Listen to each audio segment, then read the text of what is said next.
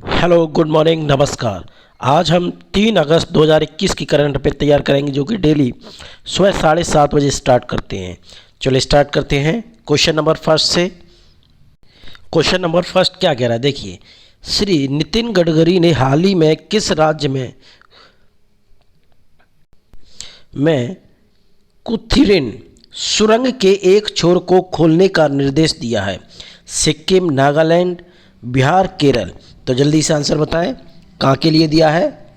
जल्दी बताएं आंसर। तो कहाँ के लिए दिया है? जो कुथरिन सुरंग है उसका छोर एक कहाँ पर है? जल्दी बताएं आंसर। तो कहाँ पर है? केरल में। कहाँ पर है? केरल में है। केंद्रीय सड़क परिवहन राज्य मंत्री श्री नितिन गडकरी ने केरल में राज्य की पहली सड़क सुरंग कुथरिन सुरंग के एक छोर को खोलने का निर्देश दिया है। इस कुथरिन सुरंग से केरल के तमिलनाडु, कर्नाटक से संपर्क में काफ़ी सुधार होगा। यह 1.6 किलोमीटर लंबी यह सुरंग पीजी वजहानी वन्यजीव अभयारण्य से होकर गुजरती है। क्वेश्चन नंबर सेकंड, केंद्रीय गृह मंत्री श्री अमित शाह ने किस शहर में Uttar Pradesh state institute of forensic sciences का शिलान्यास किया है? इंदौर, लखनऊ, कानपुर, हमीरपुर। तो जल्दी से आंसर बताएं, आपके पास 10 सेकंड का टाइम है। जल्दी बताएं आंसर। तो कहाँ पर किया है? लखनऊ में। कहाँ पर किया है? लखनऊ में किया है।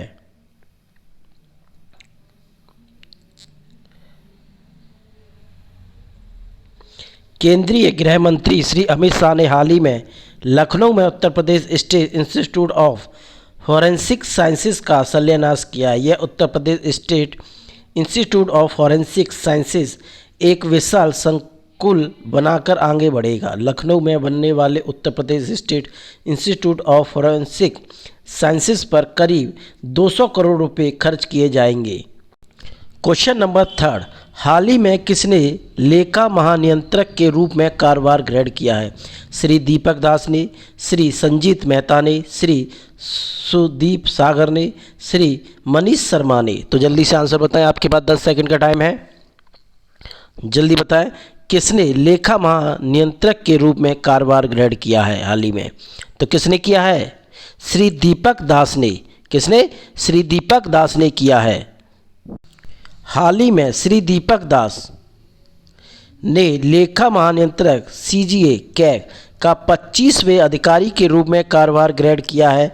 वे 1986 बैच के भारतीय सिविल लेखा सेवा ICAS अधिकारी हैं। वे भारतीय सिविल लेखा सेवा की प्रशिक्षण अकादमी, institute of government account and finance के निदेशक भी रहे हैं।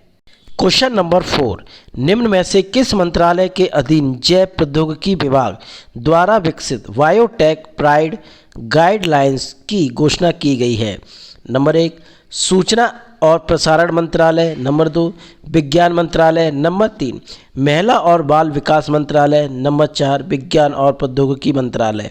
तो जल्दी से आंसर बताएं, 10 सेकंड का टाइम है, जल्दी बताएं। बायोटेक प्राइड गाइडलाइंस की घोषणा की गई है, किस विभाग के द्वारा की गई है? तो किसके द्वारा की गई है? विज्ञान और प्रौद्योगिकी मंत्रालय द्वारा।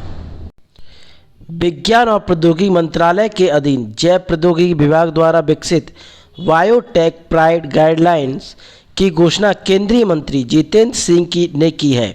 इसका उद्देश्य भारत में कई शोध समूहों में सूचना के आदान प्रदान को सक्षम बनाना और अनुसंधान और नवाचार को बढ़ावा देना है।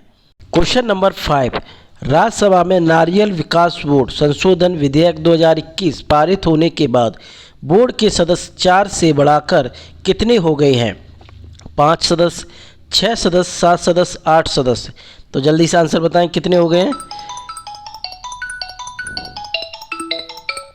कितने हो गए हैं? जल्दी से आंसर बताएं, कितने हो गए हैं? 6 सदस्य। कितने? 6 सदस्य हो गए हैं। राज्यसभा में नारियल विकास बोर्ड संशोधन विधेयक 2021 पारित होने के बाद बोर्ड के सदस्य 4 से बढ़ाकर 6 हो गए हैं। इस विधेयक का उद्देश्य नारियल विकास बोर्ड के अध्यक्ष और को गैर कार्यकारी निदेशक बनाना है, जबकि गुजरात आंध्र प्रदेश राज्य अपने प्रतिनिधियों को बोर्ड में नामित कर सकते हैं। क्वेश्चन नंबर 6, पुणे में सीरम इंस्टीट्यूट ऑफ इंडिया के संस्थापक साइरस पूनावाला को किस पुरस्कार के लिए नामित किया गया है? महात्मा गांधी पुरस्कार, राजीव गांधी पुरस्कार, लोकमान्य तिलक पुरस्कार, इंदिरा गांधी पुरस्कार। तो जल्दी से आंसर बताएं, किसके लिए किया गया है? तो किसके लिए किया गया है? लोकमान्य तिलक पुरस्कार के लिए। पुणे में सीरम इंस्टीट्यूट ऑफ इंडिया के संस्थापक साइरस पूनावाला को कोरोना महामारी के दौरान उनके काम के लिए प्रतिष्ठित राष्ट्रीय लोकमान्य तिलक पुरस्कार 2021 के लिए नामित किया गया है। सीरम इंस्टीट्यूट ऑफ इंडिया ने कोविशील्ड वैक्सीन बनाकर और फिर देश के नागरिकों को सस्ती कीमत पर दवा उपलब्ध कराकर कई लोगों की जान बचाई है। Question number 7, vice admiral SN. Ghormade को भारत की किस सेना का नया उप प्रमुख नियुक्त किया गया है? जल सेना, वायुसेना, नौसेना, इनमें से कोई नहीं। तो जल्दी से आंसर बताएं, किसका किया गया है? जल्दी बताएं आंसर, किसका किया गया है? नौसेना का। किसका? नौसेना का। Vice admiral SN. घोरमडे को भारत की नौसेना का नया उप प्रमुख नियुक्त किया गया है। उन्होंने vice admiral G Ashok Kumar से deputy chief of naval staff का पदभार ग्रहण किया है, जो कि 39 वर्ष की सेवा के बाद सेवानिवृत्त हुआ है। 1 जनवरी 1984 को वाइस एडमिरल घोरमडे को नौसेना में नियुक्त किया गया था। वे नेविगेशन और दिशा विशेषज्ञ हैं। क्वेश्चन नंबर 8, अगस्त के लिए किस देश को संयुक्त राष्ट्र सुरक्षा परिषद का अध्यक्ष चुना गया है? जापान, श्रीलंका, मालदीव, भारत। जल्दी से आंसर बताएं, 10 सेकंड का टाइम है आपके पास। किसे चुना गया है? किसे चुना गया है? भारत को। किसे? भारत को। भारत को इस वर्ष अगस्त के लिए संयुक्त राष्ट्र सुरक्षा परिषद का अध्यक्ष चुना गया है। भारत राष्ट्र आतंकवाद, समुद्री सुरक्षा और शांति व्यवस्था के लिए खिलाफ लड़ाई के 3 प्रमुख क्षेत्रों में विभिन्न कार्यक्रमों में मेजबानी करेगा। 1 जनवरी 2021 को सुरक्षा परिषद के एक अस्थायी सदस्य के रूप में भारत का 2 साल का कार्यकाल शुरू हुआ था। क्वेश्चन नंबर 9, सूक्ष्म, लघु और मध्यम उद्यमों MSME के लिए दिवाला समाधान तंत्र प्री पैक के संबंध में निम्नलिखित खतरों पर विचार करें। नंबर 1, प्री पैक के तहत सार्वजनिक बोली प्रक्रिया के वजह लेनदारों और मौजूदा मालिकों के बीच सीधे समझौते के माध्यम से एक संकटग्रस्त कंपनी के ऋण का समाधान करता है। नंबर 2, प्री पैक तंत्र समाधान योजना के लिए स्विस चुनौती की अनुमति देता है। नंबर 3, प्री पैक के मामले में कंपनी का मौजूदा प्रबंधन नियंत्रण नहीं करता है। तो हमें खतन सही बताना है, केवल 1 होगा, केवल 1 2 होगा, केवल 1 3 होगा, 1 2 3 होगा। तो जल्दी से आंसर बताएं, जल्दी बताएं, जल्दी बताएं।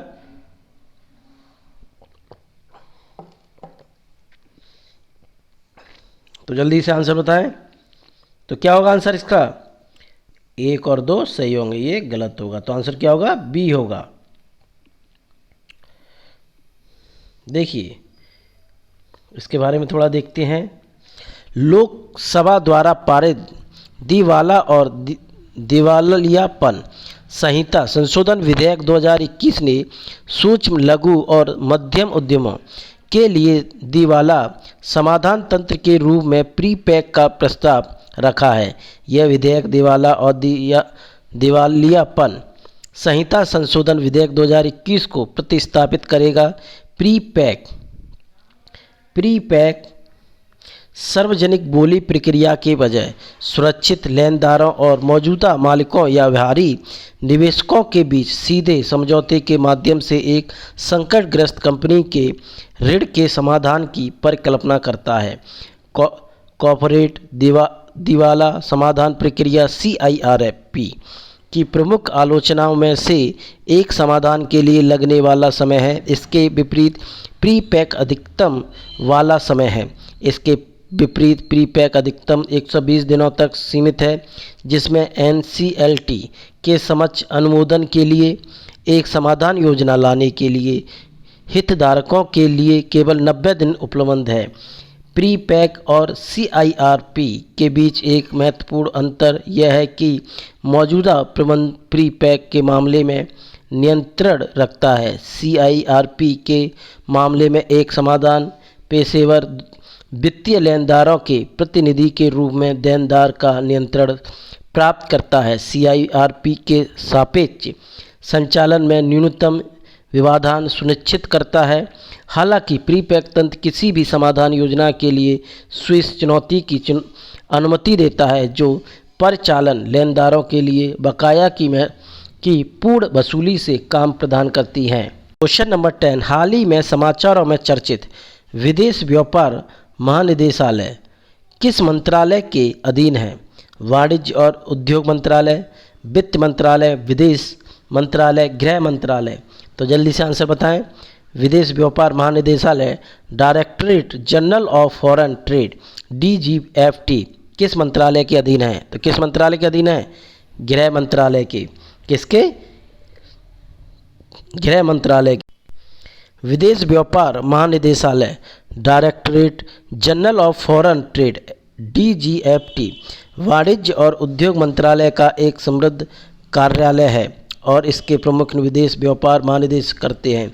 यह भारत के निर्यात को बढ़ावा देने के मुख्य उद्देश्य के साथ विदेश व्यापार नीति तैयार करने और कार्यान्वित करने के लिए जिम्मेदार है। उदारीकरण और वैश्वीकरण एवं निर्यात में वृद्धि के समग्र उद्देश्य के अनुरूप DGFT को सुविधा प्रदाता की भूमिका सौंपी गई है। यह बदलाव देश हितों को ध्यान में रखते हुए निर्यात आयात पर प्रतिबंध और नियंत्रण से निर्यात आयात से संवर्धन और सुविधा प्रदान करने हेतु किया गया था। हमारे चैनल को सब्सक्राइब, कमेंट और लाइक जरूर करें। Thank you.